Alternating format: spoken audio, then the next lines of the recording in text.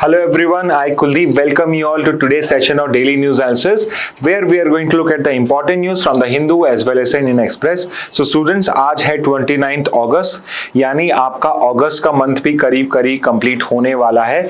तो अब हमारे पास पूरे करीब 3 मंथ्स बच रहे हैं, जिसको हमें जितना हम बेस्ट यूटिलाइज कर सकते हैं उसी तरीके से करना है। बीच में आपकी दिवाली भी होगी। जो स्टूडेंट्स 11th में या 12th में है, जो 12th में है, जो इस एग्जाम को देने वाले हैं, उनके कहीं ना कहीं 12th का प्रेशर भी रहता है। तो प्लीज मेक श्योर कि अब आपका जो पर्टिकुलर टाइम है वो बहुत प्रेशियस है और आप इसको जितना अच्छे से यूटिलाइज कर सकते हैं वैसे करें। ओके, तो आज 29th ऑफ अगस्त है और ये डे बहुत स्पेशल है हमारे लिए, बिकॉज आज के दिन 29th अगस्त को इंडिया सेलिब्रेट करता है अपना नेशनल स्पोर्ट्स डे। ओके, तो ये एक इंपॉर्टेंट वन लाइनर हो चुका है आपके लिए, क्लैट के लिए, एलेट के लिए और सारे एग्जाम्स के लिए। तो कहीं पे आप नोट डाउन कर सकते हैं कि 29th अगस्त जो होता है ये आपका नेशनल स्पोर्ट्स डे होता है। ओके, और 29th अगस्त को हम नेशनल स्पोर्ट्स डे क्यों मनाते हैं? Because this is basically the birthday और birth anniversary of major Dhyan Chand. तो हमारे आज तक के जो सबसे बड़े हॉकी के प्लेयर रहे हैं मेजर ध्यानचंद, जिन्होंने इंडियन हॉकी टीम को लीड करा था in winning the Olympic medal also, उन्हीं के पर्टिकुलर बर्थडे को हम सेलिब्रेट करते हैं। And he was so good कि इवन आपके जो फॉरेन प्लेयर्स थे या फॉरेन कंट्रीज थी जो हॉकी को समझते थे, इवन दे अप्रिशिएटेड और उनको हॉकी का जादूगर कहा जाता था इंडिया में, या फिर मैं उन्हें इंग्लिश में विजार्ड ऑफ हॉकी भी कहा जा सकता हूं। तो ये पर्टिकुलर टर्म भी आपके लिए एक इंपॉर्टेंट क्वेश्चन बन सकता है। ओके, पहली बार हमने नेशनल स्पोर्ट्स डे 2012 में ही सेलिब्रेट करा था, इससे पहले हम इसको ऐसे सेलिब्रेट नहीं करते थे। और फिर कुछ आपके यहाँ पे जो ध्यानचंद की अचीवमेंट है वो यहाँ पे प्रोवाइडेड है। Moreover you should know this कि अभी कुछ साल पहले हमने एक चेंज भी किया है कि इंडिया का जो सबसे हाईएस्ट स्पोर्ट्स अवार्ड है, हाईएस्ट स्पोर्ट्स अचीवमेंट अवार्ड है, जिसको पहले राजीव गांधी खेल रत्न अवार्ड कहा जाता था, उसका नाम चेंज करके अब मेजर ध्यानचंद खेल रत्न अवार्ड कर दिया गया है। पहले राजीव गांधी खेल रत्न अवार्ड था और अब क्या है, मेजर ध्यानचंद खेल रत्न अवार्ड, और ये कुछ 2 साल पहले का ही। ओके, तो ये कुछ नेशनल स्पोर्ट्स डे के लिए इंपॉर्टेंट इंफॉर्मेशन हो जाएगी, बट हमारी इंफॉर्मेशन इनकम्प्लीट है अंटिल वी नो कि इस बार के पर्टिकुलर स्पोर्ट्स डे की थीम क्या है। तो 29 अगस्त 2025 को जो नेशनल स्पोर्ट्स डे है उसकी थीम है 1 घंटा खेल के मैदान में, विच मींस कि every day 1 hour you should be dedicating to sports only. आपको प्ले फील्ड में, आपको स्पोर्ट्स ग्राउंड में रहना है, यानी कुछ फिजिकल एक्टिविटी करनी है so that you are also fit also. Okay, तो नेशनल स्पोर्ट्स डे जो ये इंपॉर्टेंट है, एक तो आपको ये भी ध्यान रखना है कि इस साल हमने हमारी नेशनल स्पोर्ट्स पॉलिसी भी डिक्लेयर करी है। तो याद रखना कि नेशनल स्पोर्ट्स पॉलिसी पे अगर क्वेश्चन आता है या नेशनल स्पोर्ट्स डे पे क्वेश्चन आता है तो सिर्फ इस टॉपिक पे लिमिट नहीं रहेगा। ये स्पोर्ट्स डे के क्वेश्चन में स्पोर्ट्स पॉलिसी पूछ सकते हैं, स्पोर्ट्स पॉलिसी के क्वेश्चन में नेशनल स्पोर्ट्स डे या नेशनल यूथ डे पूछ सकते हैं। तो एक क्वेश्चन मैं आपसे पूछ रहा हूं कि एक नेशनल स्पोर्ट्स डे हो गया हमारा और एक हमारा नेशनल यूथ डे भी है, वो किस दिन करा जाता है नेशनल यूथ डे, और वो किस पर्टिकुलर कंटेक्स्ट में किया जाता है या उसमें ओकेजन क्या होता है कि हम उस डेट को वो सेलिब्रेट करते हैं, तो ये आप मुझे कमेंट बॉक्स में बताइए।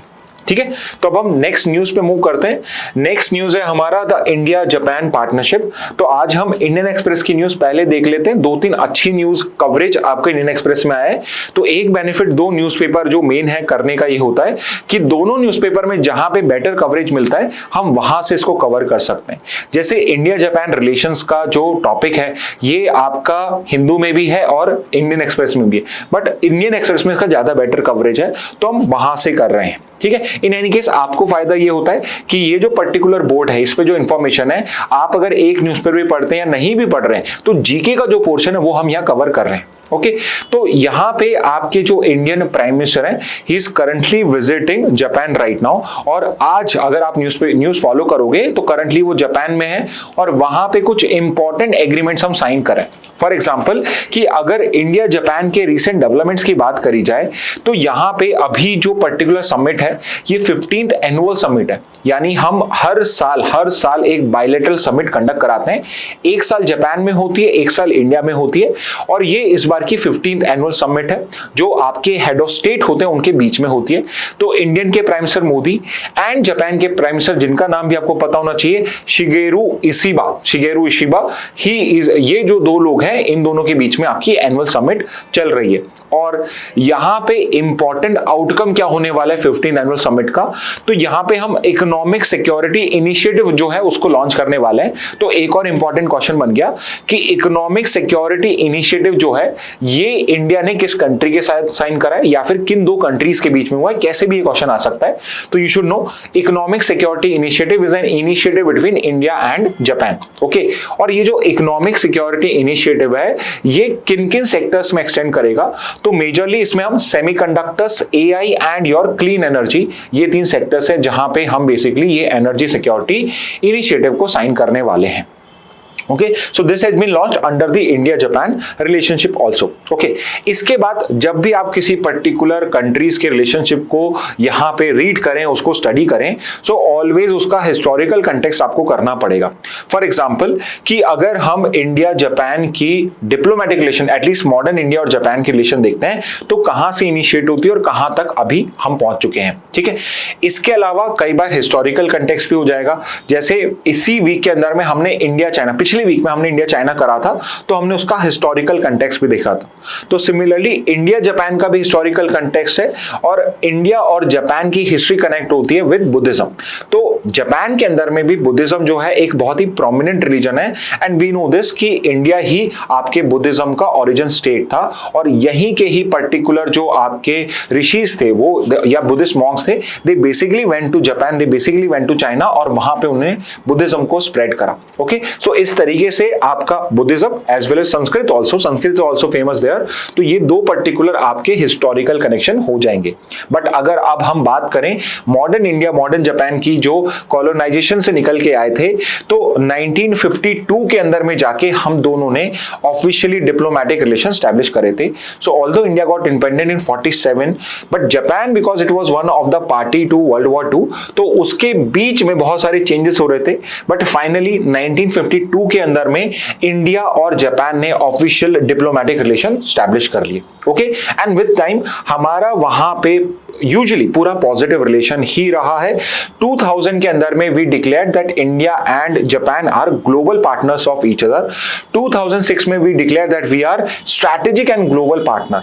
तो यहां पे हमारा जो पर्टिकुलर इंटेंसिटी है रिलेशन का वो इंक्रीज हो रहा है एंड करंट जो पर्टिकुलर हमारा रिलेशनशिप है उसको अगर हमें डिफाइन करना हो तो we can define it as special strategic and global partnership. तो 2014 के अंदर में we made it as the special strategic and global partnership. तो ये करंट आपका नेचर है इंडिया और जापान के रिलेशन का, it is special strategic and your global partnership and this is how our partnership has evolved. Okay, apart from it Japan जो रहा है it has been a very important partner in India's development also. Why so? Because just like US और बाकी के countries develop countries funding provide करती हैं, Japan का एक ऑफिशियल प्रोग्राम है जिसको बोला जाता है ओडीए। ओके, ओडीए बोला जाता है और ये पर्टिकुलर यहां पे गिवन है। ओडीए का मतलब होता है ऑफिशियल डेवलपमेंट असिस्टेंस। तो कहीं पे आपसे सवाल पूछा जाए कि ओडीए जो पर्टिकुलर प्रोग्राम है ये प्राइमरली किस पर्टिकुलर गवर्नमेंट से रिलेट करा जाता है, so you should know this कि it is related to Japan. Okay, और जो पर्टिकुलर इंडिया है, इंडिया का लार्जेस्ट ओडीए जो पर्टिकुलर डोनर है वो जापान है सिंस 1958। तो 1952 में हमारे ऑफिशियल डिप्लोमेटिक रिलेशंस हुए और 1958 ऑनवर्ड्स अगर हम काउंट करना स्टार्ट करते हैं तो आज तक हमें जो सबसे ज्यादा ओडीए मिला है वो जापान के ही मिला है। Interestingly on the side of Japan also, Japan ने सबसे ज्यादा असिस्टेंस किसको दी है तो उसका भी सबसे बड़ा ओडीए रिसिपिएंट आपका इंडिया ही रहा। अगर एक सिंगल कंट्री की बात करा जाए, कॉन्टिनेंट वाइज देखते हो तो अफ्रीका हो जाता है, बट अदरवाइज सिर्फ कंट्री वाइज देखोगे तो India has been the largest recipient also. Okay, और यहाँ पे हमारा जो Mumbai Ahmedabad bullet train project है that is also being done with the help of Japanese help only also. तो सिर्फ जापानीज यहाँ पे हमें फंडिंग का हेल्प नहीं करे, वो हमें टेक्नोलॉजिकल हेल्प भी यहाँ प्रोवाइड कर रहे हैं। And not just this particular thing, आपका जो दिल्ली मेट्रो प्रोजेक्ट है वो भी जापान के ओडीए हेल्प से ही हमने करा था। तो दिल्ली मेट्रो प्रोजेक्ट जो है वो भी आपका उसमें जापानीज हेल्प हमने यूज करी थी and Japan has been a very good partner of India except for one incident. जब 1998 में हमने पोखरण सेकेंड कंडक्ट किया था एंड वी नो दिस कि Japan is the only country which has ever faced a nuclear attack, तो they are totally anti nuclear. और जब उनको बिना बताए, किसी को भी नहीं बताया था हमने, उनको बिना पता करे जब हमने न्यूक्लियर टेस्ट करा, so we for at least 2-3 years we had a very bad patch of relationship with Japan. Okay, but in future we again mended our relationship because Japan also realized that India is a very responsible power, and why India wants to become a nuclear power is because of the threats it faces from its neighboring countries, specifically your Pakistan and your China. Okay, and इसलिए Japan के साथ हमारे relations better हो गए. Okay, इसके अलावा अगर defence security में बात करी जाए तो इंडिया जापान के बीच में सिक्योरिटी कॉपरेशन का एक एग्रीमेंट है, डिफेंस एमओयूज हमने साइंस करे हैं, और रेसिप्रोकल सप्लाईज एग्रीमेंट है. रेसिप्रोकल सप्लाईज एग्रीमेंट ये होता है कि अगर कोई इंडियन आर्म फोर्सेस का पर्टिकुलर ग्रुप है या नेवल ग्रुप है या एयरफोर्स का ग्रुप है और वो लेट्स से जापान के उस पर्टिकुलर रीजन में है, जापान के फोर्सेस के लोग इंडियन रीजन में है, तो यहाँ पे if we require any kind of supplies तो यहाँ पे हम एक दूसरे को रेसिप्रोकेट करेंगे और ये सप्लाईज प्रोवाइड कर देंगे. ओके, इसके अलावा ये पर्टिकुलर पार्ट हमारे लिए इंपॉर्टेंट है, जिसमें सबसे इंपॉर्टेंट है कि हम दोनों के बीच में कौन कौन सी एक्सरसाइज होती है. तो एक बहुत फेमस एक्सरसाइज है मालाबार एक्सरसाइज, जो इंडिया और जापान की होती है, बट इसके अलोंग विद इसमें यूएस और ऑस्ट्रेलिया पार्टिसिपेट करते हैं. सो आई होप आप समझ गए होंगे मेरा सिग्नल का है. तो यू टेल मी कि मालाबार एक्सरसाइज जो है, what is the other name for Malabar exercise? Okay, अब यहां पे बिकॉज ये एक मल्टीलेटरल एक्सरसाइज हो गई है, तो जापान और इंडियन नेवी एक मैरीटाइम एक्सरसाइज भी करते हैं, अपनी खुद की नेवल एक्सरसाइज करते हैं, जिसका नाम है जाइमेक्स या JIMEX, Japan India maritime expeditions. Okay, तो यहां पे ये आपका नेवी का एक्सरसाइज हो जाएगा. फिर एक हमारी पर्टिकुलर आर्मीज के बीच की एक्सरसाइज है जिसका नाम है धर्म गार्जियन. ओके, ये क्वेश्चन मैंने आपसे पिछली क्लास में ही पूछा था कि धर्म गार्जियन जो है ये किसके बीच में है, क्योंकि सी गार्जियन करके हमने शील्ड करके हमने जो इंडोनेशिया की मल्टीलेटरल एक्सरसाइज है अलोंग विद यूएस वो पढ़ी थी. ओके, तो यहाँ पे धर्म गार्जियन इंडिया जापान की आर्मी एक्सरसाइज हो जाएगी. What about trade between India and Japan? So bilateral trade is around 22-23 billion. Again data मैं कभी भी आपको फोर्स नहीं करता हूं याद करने के लिए, तो यहां पर भी ज्यादा इंपॉर्टेंट ये है कि बायलैटरल ट्रेड जो है वो 22 बिलियन का है, बट यहां पे इंडिया का ट्रेड डेफिसिट है. ओके, यानी इंडिया ज्यादा इंपोर्ट करता है from Japan rather than Japan importing from India. तो $12 बिलियन करीब का हमारा पर्टिकुलर इंपोर्ट है जापान से, और हम अराउंड $7 या $8 या $10 का आप करीब मान लीजिए जो हम उनको एक्सपोर्ट करते हैं. ओके, तो बेसिकली यहाँ पे क्या है, हमारा ट्रेड डेफिसिट हो जाएगा. इंडिया बेसिकली एक्सपोर्ट क्या करता है, केमिकल्स, व्हीकल्स, सी फूड्स, और इंपोर्ट करता है मशीनरी, स्टील और रिएक्टर्स. और अगर एफडीआई की बात करी जाए तो जापान जो है वो 5th नंबर पे है इन terms of largest FDI source. But जब भी मैं एफडीआई की बात करता हूं मेरे को टॉप 3 से मतलब होता है, तो आप मुझे कमेंट बॉक्स में बताइए कि अगर मैं इंडिया के एफडीआई के सोर्स कंट्रीज पूछूं आपसे तो फर्स्ट 3 कौन से होंगे? चलिए फर्स्ट 3 मत बताइए, फर्स्ट और सेकंड रैंक बता दीजिए बस. अगर इतना पता है दैट्स मोर देन इनफ. वैसे तो वो फर्स्ट ही पूछेंगे, बट हम as a sign of caution आपका फर्स्ट, सेकंड, थर्ड भी याद कर लेते हैं. तो आप मुझे बताइए इंडिया की एफडीआई सोर्स कंट्रीज में 1, 2, 3 पोजीशन किसकी है? ओके, आगे मूव करते हैं इसी के अंदर में. तो मल्टीलैटरल कॉपरेशन कहां पे? तो क्वाड हम दोनों इसके मेंबर हैं. इंटरनेशनल सोलर अलायंस जो इंडिया और एक और कंट्री के साथ मिलकर हमने करा है. एक CDRI है जो आपका coalition for disaster resilience infrastructure है आपका. एक सप्लाई चेन रेजिलियंस इनिशिएटिव है, ये basically again US led initiative है SCRI, जो बेसिकली चाइना का एक ऑल्टरनेटिव क्रिएट करने के लिए हमने बनाया है. What are the issues and challenges? तो सबसे बड़ा इंडिया के पर्सपेक्टिव से देखो तो ट्रेड इम्बैलेंस जो है it's a big particular challenge between अस.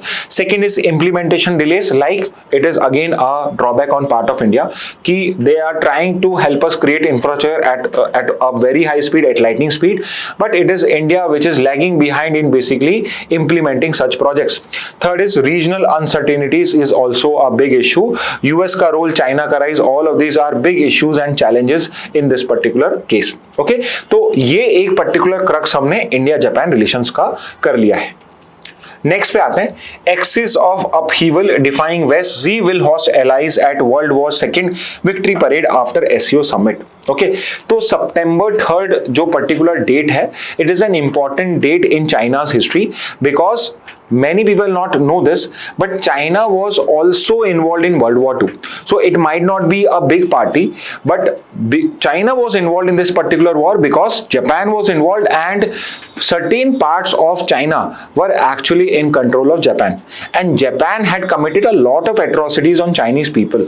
तो जब पर्टिकुलर चाइना यहाँ पे इंडिपेंडेंट हुआ या वर्ल्ड वॉर 2 जब एंड हुआ, तो उस पर्टिकुलर डे को, सितंबर 3 को, वो एक मिलिट्री परेड कंडक्ट करा रहा है, and this is going to be the first time कि इस मिलिट्री परेड के अंदर में even foreign head of state जो हैं वो भी यहाँ पे इकट्ठा होंगे. ओके, एंड मेजरली यहाँ पे जो पर्टिकुलर चाइना के साथ में पार्टनर करने वाले हैं, इस परेड में पार्टिसिपेट करने वाले हैं, उनको वेस्टर्न जो पर्टिकुलर कमेंटेटर्स हैं, यूएस के जो पर्टिकुलर जर्नलिस्ट हैं, they are calling it as axis of upheaval. Okay, तो यहाँ पे बिकॉज ये मैंने टर्म देखा तो मुझे बहुत इंटरेस्टिंग लगा, and I also search about it कि ये बेसिकली है क्या, बिकॉज इससे पहले मैंने भी कभी नहीं सुना था. सो it is for the first time कि हम इस पर्टिकुलर टर्म को अभी इंडियन कंटेक्स्ट में, इंडियन न्यूज़पेपर्स में पढ़ रहे हैं. इसलिए भी मैं कई बार इंडियन एक्सप्रेस को भी अच्छे से फॉलो करता हूं, सो दैट हिंदू में अगर मिस हो जाए तो यहां पे ये सब फैक्टर्स हमें पढ़ने को मिल जाते हैं. ओके, अब एक्सेस ऑफ अपहीवल क्या है? So it is basically an informal grouping of heavily sanction states aligning with China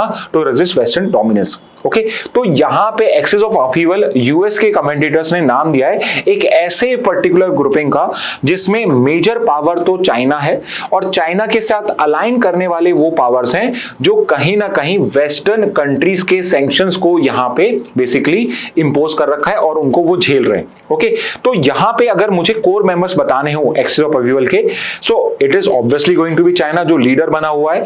इसके अलावा कौन कौन से कंट्री हैं जो वेस्ट प्रताड़ित हैं या वेस्ट से टारगेट करे हुए हैं? So we have Russia, we have North Korea, we have Iran, we have Myanmar. तो ये 5 कंट्री जो हैं इनको हम एक्सेस ऑफ अपहीवल कह सकते हैं. अब यहां पे समझने की बात यह है, एक्सेस ऑफ अपहीवल तो इतना ही है, ऑल्दो ये जो पर्टिकुलर आपका परेड भी किया जा रहा है, it is also to commemorate the winning of the second world war, और इसके अंदर में सिर्फ यही कंट्रीज नहीं और भी कंट्रीज परेड में पार्टिसिपेट कर रहे हैं, because this particular parade is going to take place just after the Shanghai Cooperation Organisation meet. तो इस बार का जो एससीओ मीट है, that is also important topic for us. उसके जस्ट बाद तियानजिन आपके चाइना के अंदर में ये पर्टिकुलर परेड भी करी जाएगी. This going to be the 80th anniversary of end of world war 2. तो इसके अंदर में अराउंड 14-15 कंट्रीज के जो हेड ऑफ स्टेट्स हैं, they are also participating, but what we are more interested in is what exactly is axis of upheaval, और इसके अंदर में कौन कौन से कोर मेंबर्स हैं. नेक्स्ट पे आते हैं Samudrayaan, Indian एक्वानॉट्स exploration of the deep.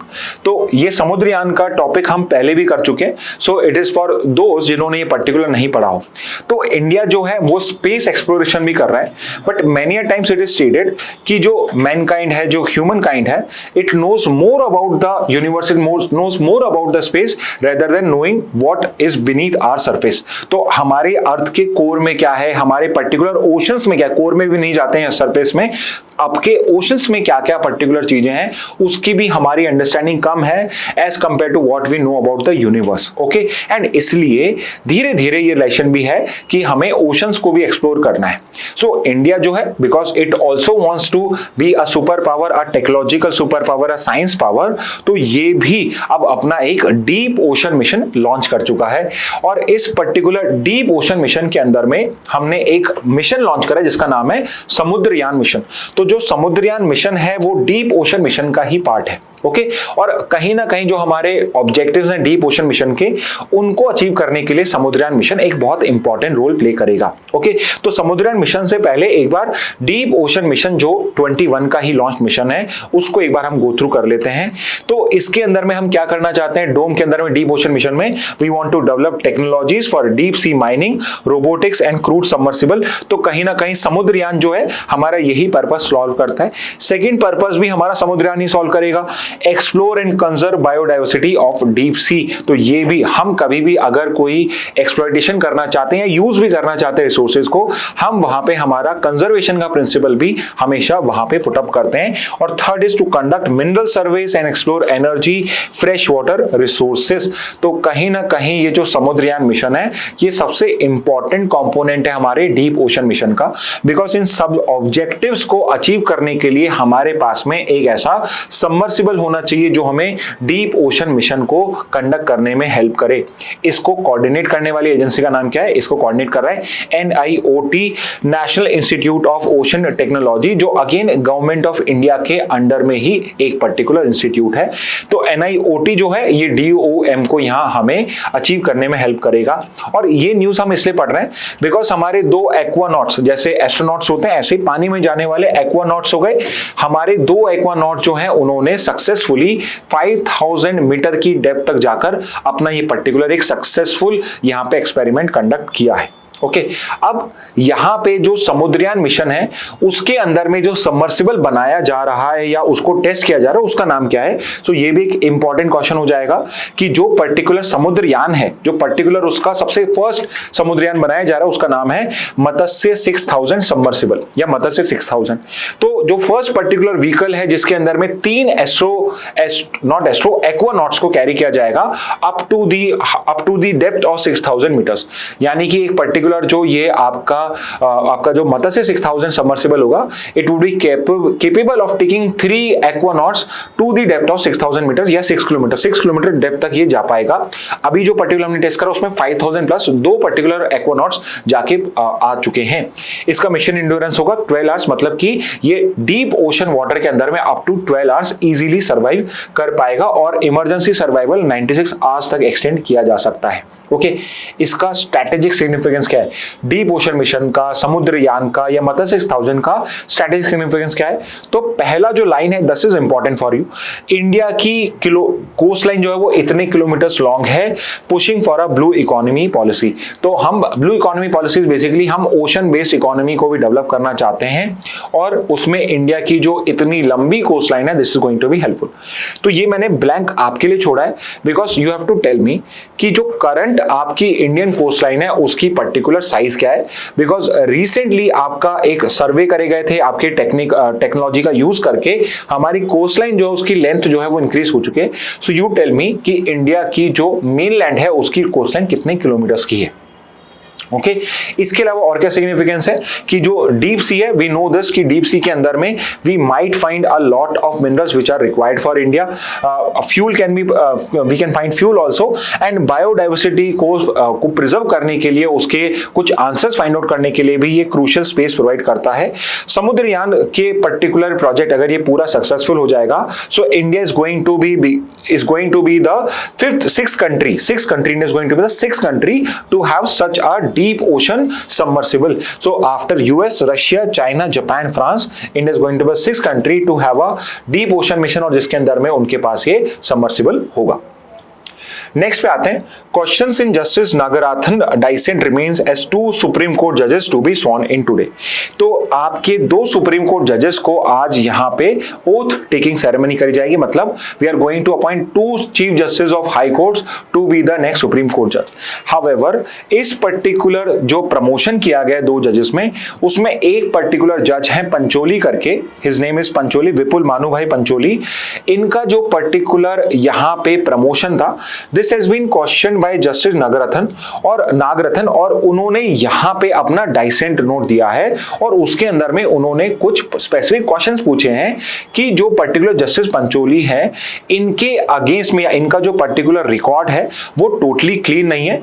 इनके अगेंस्ट में पहले इनको कई बार रेप्रीमेंड किया जा चुका है और इनके पर्टिकुलर नॉट जजमेंट्स बट इनके पर्टिकुलर कंडक्ट को कई बार आपके हाई कोर्ट के जजेस ने, हाई कोर्ट के लॉयर्स ने और सुप्रीम कोर्ट के जजेस ने जो उस पर्टिकुलर हाई कोर्ट्स में इनके साथ काम कर चुके हैं, उन्होंने यहां पे पॉइंट आउट करा है। सो अगर ये सब इश्यूज हैं तो उसके बाद भी इनको आप कैसे अपॉइंट कर सकते हो या प्रमोट कर सकते हो to the position of a supreme court जज। तो ये जो पर्टिकुलर डाइसेंट है, इसकी पर्टिकुलर वैल्यू क्या होती है, ये सब समझना हमारे लिए इंपॉर्टेंट है। ओके, और इसको समझने के लिए सबसे इंपॉर्टेंट है आपको समझना कि हमारे सुप्रीम कोर्ट और हाई कोर्ट के जजेस जो है वो अपॉइंट कैसे होते हैं। तो मैं ज्यादा आपका टाइम नहीं लूंगा बिकॉज जो पर्टिकुलर सिस्टम है, जिसे हम कॉलेजियम सिस्टम कहते हैं, उसको हम कई बार पढ़ चुके हैं, तो इसकी हम स्टोरी से समझ लेते हैं। तो इफ यू नो, ओरिजिनली जो आपका कॉन्स्टिट्यूशन है वो सुप्रीम कोर्ट के जजेस के लिए और हाई कोर्ट के जजेस के लिए प्रेसिडेंट को एम्पावर करता है। तो सुप्रीम कोर्ट के जजेस भी, हाई कोर्ट के जजेस भी प्रेसिडेंट ही अपॉइंट करता है after consultation with the chief justice of India and other supreme court and high court जजेस। तो इस तरीके से आपका प्रोसीजर गिवन है। बट धीरे धीरे ये क्वेश्चन आया कि जब आप चीफ जस्टिस ऑफ इंडिया से कंसल्ट करते हो, इस कंसल्टेशन का मतलब क्या होता है, इसका इफेक्ट क्या होता है। तो ओरिजिनली यहां पे सुप्रीम कोर्ट ने ये हेल्ड डाउन किया था कि कंसल्टेशन आपको करना जरूरी, consultation is a required process, but ये आपके ऊपर पे बाइंडिंग नहीं है। तो इफेक्टिव तो होनी चाहिए बट बाइंडिंग नहीं है। हाउएवर, ये जो पर्टिकुलर जजमेंट है इसको बाद में क्वेश्चन करा गया और सुप्रीम कोर्ट ने जजमेंट को ओवररूल कर दिया इन अ वे। कैसे करा? सुप्रीम कोर्ट ने बोला कि जो पर्टिकुलर कंसल्टेशन है with chief justice of India, it is needs to be, this consultation needs to be effective as well it should be concurrent, which basically means कि आपको जो पर्टिकुलर एडवाइस दी जा रही है by chief justice of India वो government को या प्रेसिडेंट को फॉलो करनी पड़ेगी। यानी कि अगर सुप्रीम कोर्ट के जजेस ने किसी जज को रिकमेंड करा है तो यहां पे गवर्नमेंट को उसको प्रमोट करना पड़ेगा। अब यहां पे अब जैसे अभी हम प्रेसिडेंशियल रेफरेंस का चल रहा है, ऐसे ही कॉलेजियम सिस्टम के केस में भी प्रेसिडेंशियल रेफरेंस इन्वॉल्व हुआ था। तो जो ये सुप्रीम कोर्ट का जजमेंट आया कि कंसल्टेशन के अंदर में कॉन्करेंस होनी चाहिए चीफ जस्टिस ऑफ इंडिया के साथ, इसके लिए प्रेसिडेंशियल रेफरेंस करा और गवर्नमेंट ने क्वेश्चन पूछा कि भाई ये कॉन्करेंस का मतलब क्या है, क्या चीफ जस्टिस ऑफ इंडिया का जो डिसीजन है वो बाइंडिंग है। तो सुप्रीम कोर्ट ने अपने ऑर्डर को मॉडिफाई करते हुए यहां पे बोला कि जो आपका प्रेसिडेंट है वो कंसल्टेशन सिर्फ सीजीआई से नहीं करेगा, वो एक पूरे कॉलेजियम ऑफ जजेस से करेगा। और उस कॉलेजियम में कौन होंगे? तो सुप्रीम कोर्ट के कॉलेजियम में तो होगा चीफ जस्टिस ऑफ इंडिया और 4 सीनियर मोस्ट जजेस, और हाई कोर्ट के कॉलेजियम में होगा हाई कोर्ट का चीफ जस्टिस प्लस 3 मोर जजेस, 3 नॉट 2 मोर जजेस, मतलब टोटल 3 लोग होंगे। 5 होंगे सुप्रीम कोर्ट के कॉलेजियम में और 3 होंगे आपके हाई कोर्ट के कॉलेजियम में। So this was something which was done by the supreme court in a judgment, in presidential reference judgment of 1998। और यहां से आपका कॉलेजियम सिस्टम ऑफ गवर्नमेंट है जो डेवलप हो जाता है, व्हिच मींस कि अब टेक्निकली ये हो चुका है कि सुप्रीम कोर्ट और हाई कोर्ट के जजेस जो हैं उनको कॉलेजियम सिस्टम ही रिकमेंड करता है। ओके, तो यहां पर भी जो पर्टिकुलर जजेस का अपॉइंटमेंट किया गया है that has been done by the collegium system. तो कॉलेजियम सिस्टम सिर्फ अपॉइंटमेंट ही नहीं करता है, जो हाई कोर्ट के जजेस के ट्रांसफर होते हैं, लेट्स से कि एक हाई कोर्ट के जज को राजस्थान हाई कोर्ट से पिक करके मैं वेस्ट बंगाल या कोलकाता हाई कोर्ट में पुट कर रहा हूं, कलकत्ता के हाई कोर्ट के जज को मैं let's say Andhra Pradesh high court में पुट कर रहा हूं, आंध्र प्रदेश के हाई कोर्ट को जज को मैं यहाँ पे पंजाब हाई कोर्ट में प्लेस कर रहा हूं। तो ये सब जो पर्टिकुलर ट्रांसफर्स होते हैं, all of this is done by the collegium system only. Okay, तो यहाँ पे चीफ जस्टिस और 4 सीनियर मोस्ट जजेस, और आपके हाई कोर्ट के अंदर में chief justice of high court plus 2 senior most जजेस वहां पे हेल्ड करे जाते हैं। ओके, और यहां पे इंसिडेंट क्या हुआ है कि ये जो पर्टिकुलर कॉलेजियम है इनमें से one of the members out of CGI plus 4 जजेस में एक पर्टिकुलर जज है बीवी नागरत्न, और इन्होंने यहां पे डाइसेंट शो करा है for elevation of justice Vipul Manubhai Pancholi. Okay, और यहां पे ये बड़ा क्वेश्चन आता है कि ये पर्टिकुलर जो डाइसेंट है इसका पर्टिकुलर इस पर्टिकुलर डाइसेंट का यहां पे इंप्लीकेशन क्या होता है। तो यू हैव टू अंडरस्टैंड कि बिकॉज कॉलेजियम सिस्टम जो है ये बहुत ओपेक रहा है, तो this has been one of the criticism कि जजेस ने किस तरीके से डिसाइड करा है ये हमें कभी आंसर नहीं मिलता है। अब यहां पे ये तो डिस्क्लोज हो गया कि नागरत्न ने यहां पर डाइसेंट दिया था, बट बाकी जजेस ने उस डाइसेंटिंग ओपिनियन का क्या आंसर दिया है या उसको क्यों इग्नोर करा गया, और बाकी जजेस ने उसके बाद भी उस पर्टिकुलर जज को कैसे एलिवेट कर दिया, ये क्वेश्चन अनआंसर्ड रह जाते हैं।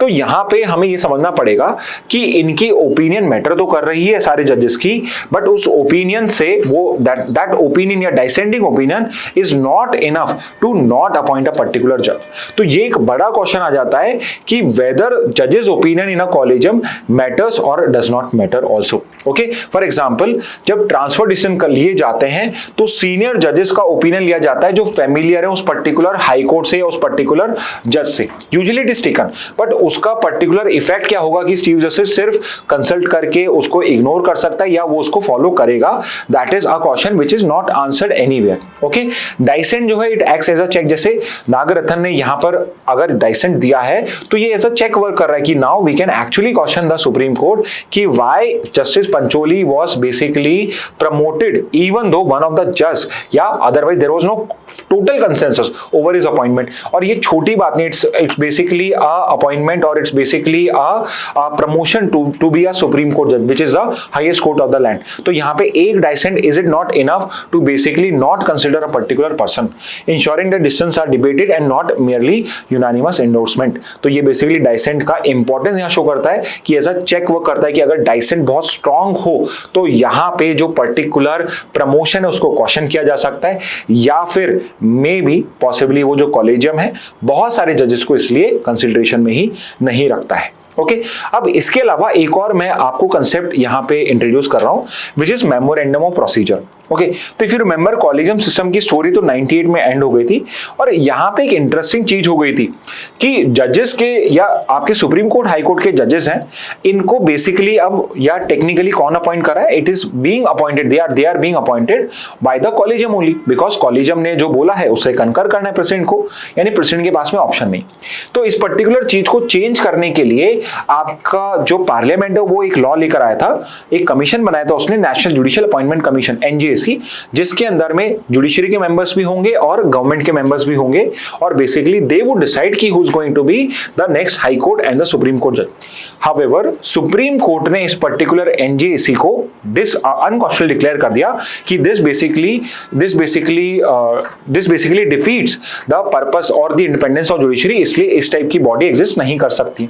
हाउएवर यहां पे सुप्रीम कोर्ट ने बोला कि वी अंडरस्टैंड कि यहां पे जो पर्टिकुलर सुप्रीम कोर्ट है, जो पर्टिकुलर सुप्रीम कोर्ट है उसको गवर्नमेंट का कंसल्टेशन भी इंपॉर्टेंट है, उसका भी जो से है वो इंपॉर्टेंट है, और इसके लिए दे बेसिकली सेड कि we need to devise a memorandum of procedure which is basically कि जो सुप्रीम कोर्ट कॉलेजियम है और जो गवर्नमेंट है, इन दोनों के बीच में किस तरीके से आपका कंसल्टेशन होना चाहिए, प्रोसीजर क्या होना चाहिए जिससे हम इसका पर्टिकुलर जो अपॉइंटमेंट है वो कर सके। ओके, तो यहां पे एमओपी है, ये बेसिकली जुडिशियल अपॉइंटमेंट को गवर्न करता है, और इसके अंदर में कुछ इंपॉर्टेंट बातें लिखी हुई हैं।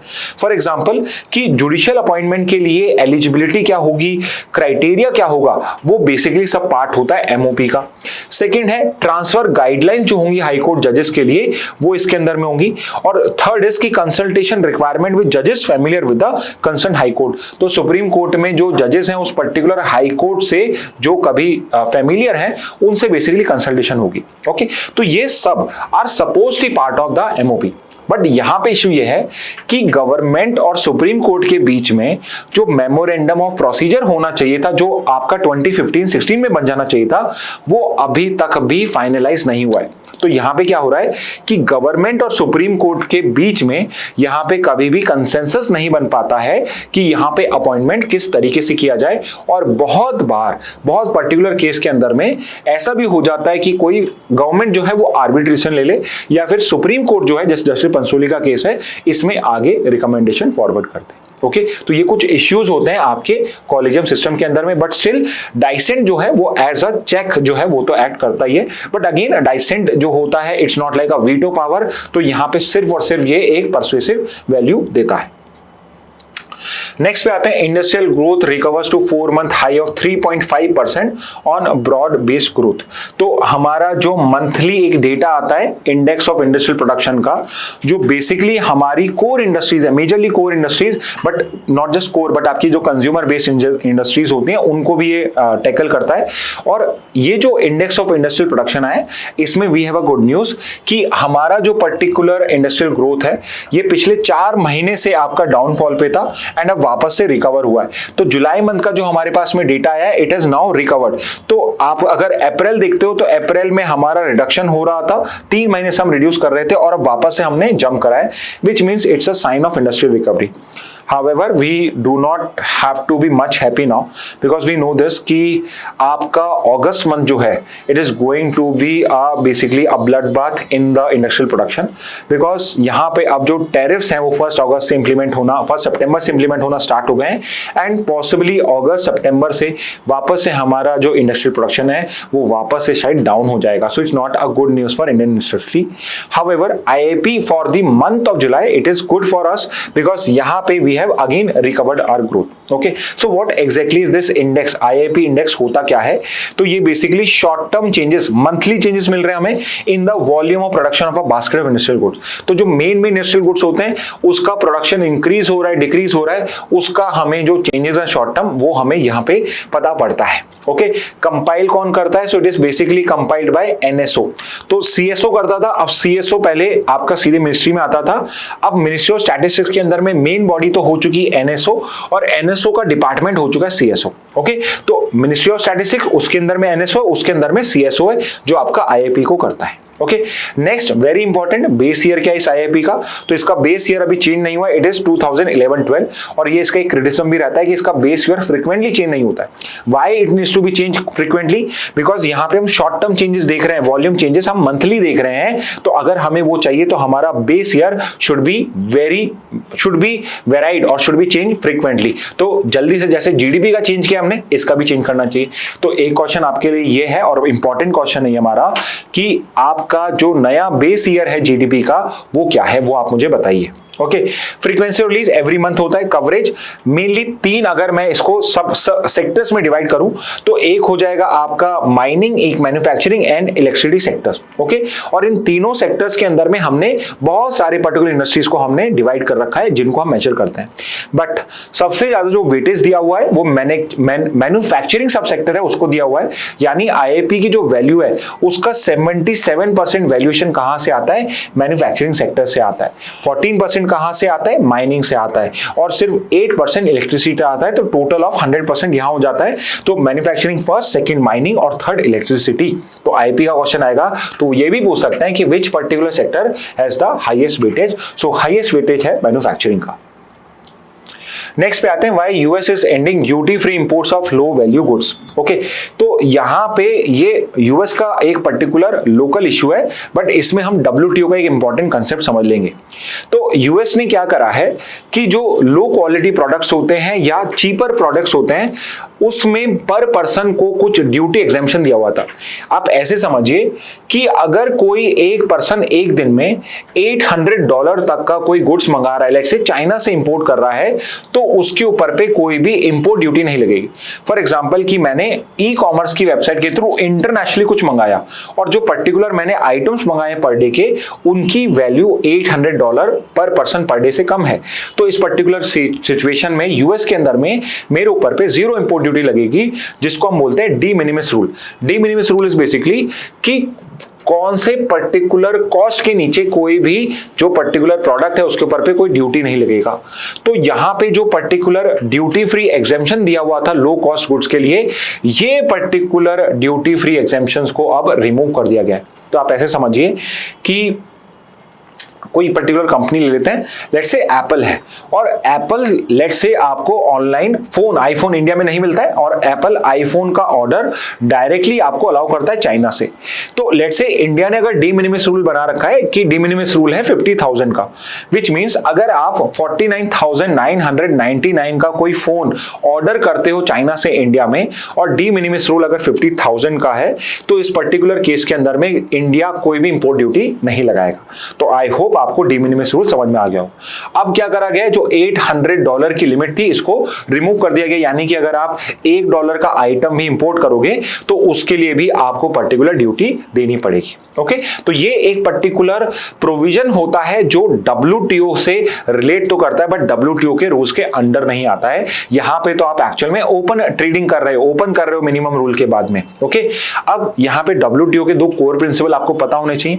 एक तो है मोस्ट फेवर्ड नेशन और एक है नेशनल ट्रीटमेंट। ये दो ही वो प्रिंसिपल है जिस पे WTO वर्क करता है। पहला है MFN। MFN का मतलब है कि जितने भी WTO मेंबर है वो सारे ही मोस्ट फेवर्ड नेशन है। मतलब कि अगर WTO का कोई मेंबर लाइक इंडिया, अगर वो कोई अपनी एक्सपोर्ट इंपोर्ट पॉलिसी बना रहा है तो it has to be same for all the WTO members. Yes, इसके कुछ एक्सेप्शन हो सकते हैं, इसके अंदर में कुछ कंडीशन के बेसिस पे आप किसी पे रिस्ट्रिक्शन लगा सकते हो, जैसे पाकिस्तान को हम MFN स्टेटस ना दें। ओके, तो ये पॉसिबल होता है प्रोवाइडेड कि हम कुछ कंडीशंस को फुलफिल करें। बट MFN प्रिंसिपल क्या है WTO का कि ऑल कंट्रीज और all members of WTO are one and the same, तो सबको सेम ट्रीटमेंट देना है। दूसरा इसका कोर प्रिंसिपल है नेशनल ट्रीटमेंट का। And what is this national treatment principle? कि once a foreign good enters your territory, एक बार वो अगर आपकी टेरिटरी में एंटर हो चुके हैं, कस्टम टेरिटरी में, तो उस पर्टिकुलर सिचुएशन के अंदर में आपका जो प्रोडक्ट है उसको सिमिलर ट्रीटमेंट दिया जाएगा like a particular imported product. तो जैसे एक इंडियन प्रोडक्ट है वैसे ही इंपोर्टेड प्रोडक्ट को ट्रीट करना पड़ेगा। एग्जांपल के लिए चाइना से आपने OnePlus का एक फोन मंगाया है, तो या OnePlus का फोन इंडिया में वो बेचना है, आपने एक बार इंपोर्ट ड्यूटी लगा ली, इसके बाद गवर्नमेंट कोई ड्यूटी नहीं लगा सकती, कोई कंडीशन नहीं लगा सकती है कि एग्जांपल के लिए जो OnePlus है वो Tier 2 सिटी में स्टोर्स ओपन नहीं करेगा। तो अगर इंडियन गुड्स पे कोई रिस्ट्रिक्शन नहीं है, इंडियन फोन्स पे कोई रिस्ट्रिक्शन नहीं है, तो उस गुड्स पे भी नहीं होगा। ये है principle of national treatment. Imported goods and local goods should be treated same inside the territory. Okay, इसके बाद एक पर्टिकुलर टर्म है बाउंड टैरिफ्स। ये WTO के अंदर में आता है। WTO members set maximum tariff ceilings, bound rates in negotiations, they can not arbitrary exceed these particular levels. तो WTO मेंबर्स जो हैं उन्होंने एक बाउंड टैरिफ डिसाइड करा which is going to be the maximum tariff ceilings, की maximum tariff कितना लगाया जा सकता है बाय अ कंट्री, तो उसको बाउंड रेट्स बोला जाता है या बाउंड टैरिफ्स बोला जाता है। तो एक और नई टर्मिनोलॉजी जो शायद कभी डिस्कस नहीं करी होगी आपके साथ मैंने, तो ये भी यहां डिस्कस करी जा रही है। बाउंड टैरिफ्स क्या होते हैं? ये मैक्सिमम टैरिफ सीलिंग्स होती है जो आर्बिट्रली जो कंट्रीज होती हैं वो चेंज नहीं कर सकते हैं। और दूसरा है डी मिनिमिस लेवल, ये डोमेस्टिक पर्टिकुलर आपकी पॉलिसी होती है जो बेसिकली कंट्री टू कंट्री अलग अलग हो सकती है। अगेन इसको हटाने पे, इसको लगाने पे कोई भी WTO का रूल, कोई भी इंटरनेशनल लॉ ब्रीच नहीं होता। It is totally a domestic decision. Okay, तो यहां पे ये हो गया regarding your WTO principle. Like I said कि यहां पे ये पर्टिकुलर प्रिंसिपल हमने दे रखा है, but at the same time WTO का एक पर्टिकुलर रोल ये भी है कि हम यहां पे डेवलपिंग और लीस्ट डेवलप कंट्रीज को more and more trade friendly करें, उनको जो इंटरनेशनल ट्रेड है उसका बेनिफिट पहुंचाएं, सो दैट डेवलपमेंट जो उनको भी रीच हो सके। ओके, इसलिए कुछ डेवलप कंट्रीज यहां पे डेवलपिंग कंट्रीज और लीस्ट डेवलप कंट्रीज को कुछ कंसेशन देती है, जैसे कि एक है special and differential treatment, which is basically कि डेवलपिंग कंट्रीज और लीस्ट डेवलप कंट्रीज से जो पर्टिकुलर आइटम्स आएंगे, इंपोर्ट करे जाएंगे, उन पे जो इंपोर्ट ड्यूटी होगी वो डिफरेंट होगी और वो कम होगी। तो यहाँ पे टैरिफ में फ्लेक्सिबिलिटी मिल जाएगी आपको। हो सकता है आपको लॉन्गर ट्रांजिशन पीरियड दिया जाए। फॉर एग्जांपल कि अगर आप एक लीस्ट डेवलप कंट्रीज हो तो यूएस से इंपोर्ट कर रहे हो, तो यूएस ने क्या डिसाइड करा कि अगर मैं लेट्स से नाइजीरिया से इंपोर्ट करूंगा कोई चीज तो मैं कोई ड्यूटी लगाऊंगा, बट नाइजीरिया अगर मेरे पे लगाता है तो भी कोई इश्यू नहीं है। ये चीज अलाउ करी जा सकती है under the WTO rules. And at the same time preferential market access, कि अगर लेट्स से कि दो प्रोडक्ट हैं जो एक डेवलप कंट्री से आ सकता है, एक डेवलपिंग कंट्री से आ सकता है, तो मैं यहाँ पे डेवलपिंग कंट्री से जो सेम प्रोडक्ट है, सेम क्वालिटी पे है, उसको यहाँ पे प्रेफरेंशियल मार्केट एक्सेस दूंगा। ओके, तो ये कुछ पर्टिकुलर प्रिंसिपल्स होते हैं आपके, और अब यूएस ने इसको एंड कर दिया, डी मिनिमिस रूल को एंड कर दिया है। नेक्स्ट पे आता है इंपॉर्टेंट पे एक, Mumbai and Vizag among safest country for women as per a new particular report. तो हमारी एक रिपोर्ट आई है, national annual report and index on women safety, NARI is the short form of this particular 2025 report, और इस बार का नाम है women safety in Indian cities. तो इस बार का जो पर्टिकुलर रिपोर्ट आया है, इसमें सिटीज के अंदर में वुमेन की सेफ्टी को लेके क्या परसेप्शन है, क्या एक्चुअल सिक्योरिटी लेवल है, उसको लेके ये पर्टिकुलर सर्वे करा गया है। कौन कराता है इसको? तो जो हमारी एक पर्टिकुलर न्यूज़पेपर की ऑर्गेनाइजेशन है, press trust of India PTI, उसने ये पर्टिकुलर रिपोर्ट को पब्लिश करा है।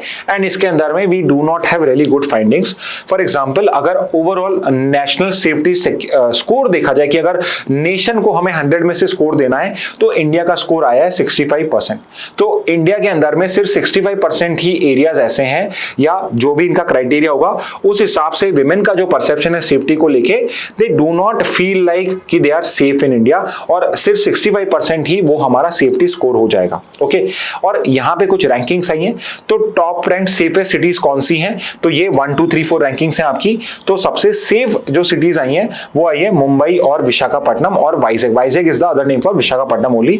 तो ये Mumbai, Visakhapatnam, Kohima, Bhubaneswar, Aizawl, Gangtok, Itanagar, you can see all many of the north east states are some of the safest for women. तो या फिर एटलीस्ट परसेप्शन सेफेस्ट का तो है ही वहां पे, और टॉप पे है मुंबई इसके अंदर में। लोएस्ट रैंक सिटीज कौन कौन सी हैं आपकी, पटना है, जयपुर है, फरीदाबाद है, दिल्ली है, कोलकाता है, श्रीनगर है, रांची है। लेकिन यहाँ पे ये पर्टिकुलर क्या है, पूरा एक साथ ग्रुप्ड है। और लोएस्ट रैंक स्टेट अगर बतानी हो, सिटी बतानी हो, तो इसमें करंटली जो हमारे पास डेटा उसके हिसाब से कोलकाता है। ओके, तो best top rank safe city हो गई मुंबई, वर्स्ट या लोएस्ट रैंक सिटी हो गई Kolkata in terms of safety for women. Factors कौन कौन से जो सेफ्टी को कंट्रीब्यूट करते हैं, gender equity, civic participation, effective policing and women friendly infrastructure. जैसे कि रात को भी मेट्रो चलना, सो दैट विमेन जो है, विमेन फोर्स जो है, जो वर्क करती हैं लेट नाइट, उनको भी सेफ फील हो from moving from one place to other. तो ये goes a long way in basically making a city friendly, women friendly. और कौन से वर्स्ट परफॉर्मेंस है लो रैंक के लिए इंपॉर्टेंट है, weak institutional responsiveness, patriarchal norms and gaps in urban infra. तो गैप्स इन अर्बन इंफ्रा हो गया, हमारा परसेप्शन, हमारा पैट्रियार्कल नॉर्म्स अगर वहां पे है तो इससे हमारा जो पर्टिकुलर विमेन सेफ्टी का स्कोर है वो नीचे जाता है। And this is again a very important news for all of us. Next पे आते हैं, हिंदू से न्यूज देख रहे हैं हम सारी अब। 5 ISRO technology transfer to private firms. तो आपका जो इसरो है, जब वो स्पेस पे वर्क करता है तो बहुत बार अपने स्पेस प्रोजेक्ट के लिए कई बार वो कोई टेक्नोलॉजी डेवलप करता है, एंड लेटर और हमें समझ में आता है कि ये कोई टेक्नोलॉजी जो है इसके मल्टीपल यूज हो सकते हैं। फॉर एग्जाम्पल, आपकी जो टेक्नोलॉजी ऑफ एक्सरे है या MRI मशीन है, ये बेसिकली यूज करा गया था for studying the universe, but later on it was found कि इस पर्टिकुलर टेक्नोलॉजीज को हम और पर्पस के लिए भी यूज कर सकते हैं। जैसे कि जब ओरिजिनली आपके कंप्यूटर्स क्रिएट करे गए थे, तो एक कंप्यूटर जो होता था, एक उसका जो साइज होता CPU का, वो एक रूम के बराबर होता था, और वो बहुत बेसिक कैलकुलेशन के लिए यूज किया जाता था। बट जब हमें रॉकेट्स के अंदर में कंप्यूटर्स की रिक्वायरमेंट करी, तो हमने मिनिएचराइजेशन पे वर्क करना स्टार्ट करा कि रॉकेट को हमें मिनिएचर बनाना, उसको एक स्मॉल साइज में, आपका कॉम्पैक्ट साइज में आपका क्लोज करना है। तो इसके लिए हमने रिसर्चिंग स्टार्ट करी, and that the result is कि आपका जो कंप्यूटर जो एक रूम का होता था, आज हमारे एक पाम के ऊपर, पाम लैपटॉप जो होते हैं लैप के ऊपर पे आ जाता है। एक पर्टिकुलर मोबाइल के अंदर में उतनी ही आज एफिशिएंसी है जो आज से अगर 50 साल पहले कंप्यूटर्स होते थे, सुपर कंप्यूटर्स होते थे, उनकी जो एफिशिएंसी होती थी। तो कहीं ना कहीं with time we have realised, या हमेशा ये ध्यान रखना कि जो पर्टिकुलर हम स्पेस में पर्टिकुलर टेक्नोलॉजी को डेवलप करते हैं, यूज करते हैं, उसके कई बार हमें मल्टीपल यूज भी आते हैं। तो ऐसे ही जब इसरो ऐसे इन्वेस्टिगेशंस करती है, रिसर्च करती है, तो यहाँ पे कई ऐसे वो पर्टिकुलर प्रोडक्ट्स बना देती है जिनका हमारे पास में कमर्शियल यूज भी हो सकता है, इंडस्ट्रियल यूज भी हो सकता है। और इसरो ने ये डिसाइड करा है कि यहाँ पे उन पर्टिकुलर रिसर्चेस को, उन सब प्रोडक्ट्स को वो कमर्शियली एक्सप्लॉइट करेगी। ओके, और इसरो से जो प्राइवेट कंपनीज हैं वो भी टेक्नोलॉजी बाय कर सकते हैं। ओके, तो अब ये जो पर्टिकुलर काम है, क्या ये इसरो के साइंटिस्ट को ही करना चाहिए, या फिर हमें एक ऑर्गेनाइजेशन बनानी चाहिए, एक ग्रुप ऑफ लोगों को हायर करना चाहिए जो बेसिकली जो कमर्शियल पार्ट है इसरो का उसको टैकल करे। और इसी पर्पस के लिए हमने 1992 में एक बॉडी बनाई थी जिसका नाम था अंतरिक्ष। ठीक है, अंतरिक्ष कॉर्पोरेशन बनाई थी, जिसका काम ये था कि अगर इसरो से किसी को कोई कमर्शियल एग्रीमेंट साइन करना है तो इसरो नहीं इन्वॉल्व होगा, उसमें अंतरिक्ष कॉर्पोरेशन इन्वॉल्व होगा, सो दैट इसरो के जो साइंटिस्ट हैं, इसरो का जो पूरा फोकस है वो साइंस पे रहे, और जो कमर्शियल फोकस है वो आपका अंतरिक्ष हो जाए।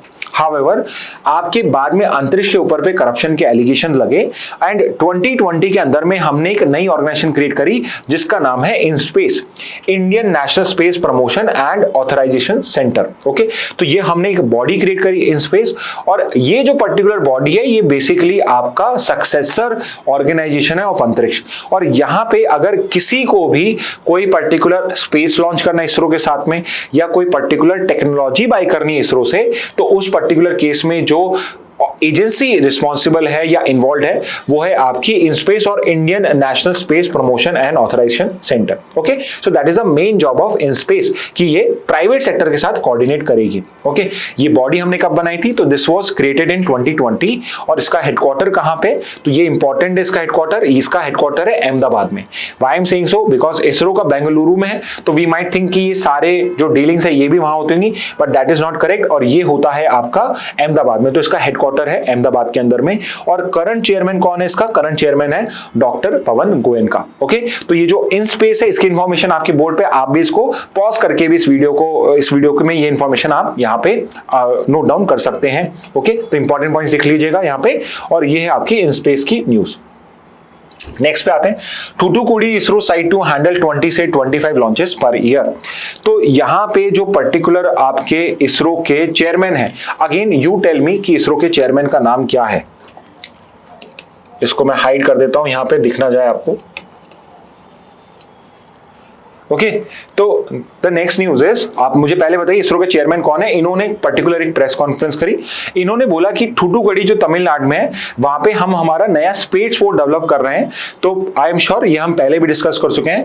कुलशेखरीपट्टनम करके आपका एक प्लेस है जो एज अ स्पेस पोर्ट, जहां से हम लॉन्चेस करेंगे, रॉकेट स्टेशन होगा हमारा, वो पर्टिकुलरली हम यहाँ पे डेवलप कर रहे हैं। उसके लिए 4 करोड़ का बजट भी हो चुका है। 26 के एंड तक या 27 के इनिशियल में हमारा वो फंक्शनल हो जाएगा। सो अभी करंटली हमारा सिर्फ एक ही स्पेस पोर्ट है जहां से हम लॉन्चेस करते हैं, बट 27 में हमारे 2 स्पेस पोर्ट्स हो जाएंगे।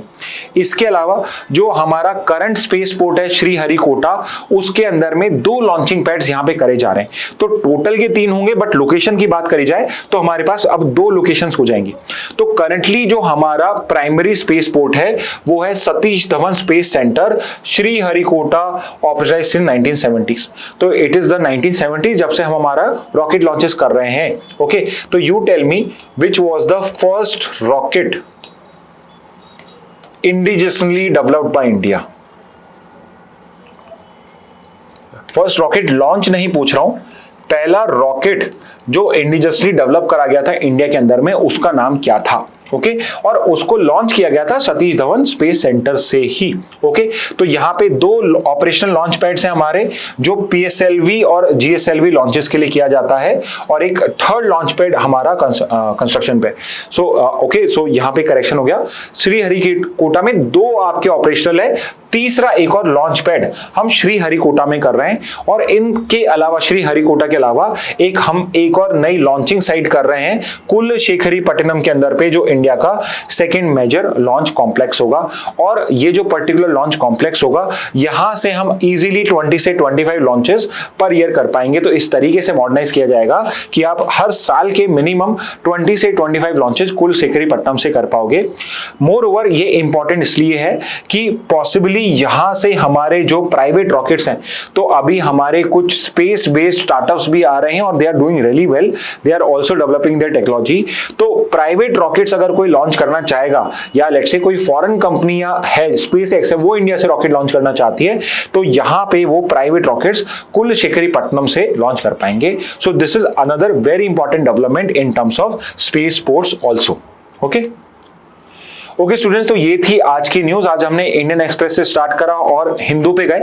कम न्यूज थी, नंबर ऑफ न्यूज कम थी, बट सारी न्यूज जो है आज की वो बहुत अच्छी इंपॉर्टेंट न्यूज है। तो इनको आप कहीं पे नोट डाउन कर सकते हो और आपके फ्यूचर में रिवीजन के लिए रख सकते हो। With this message let's end today's session. Thank you and have a very nice day.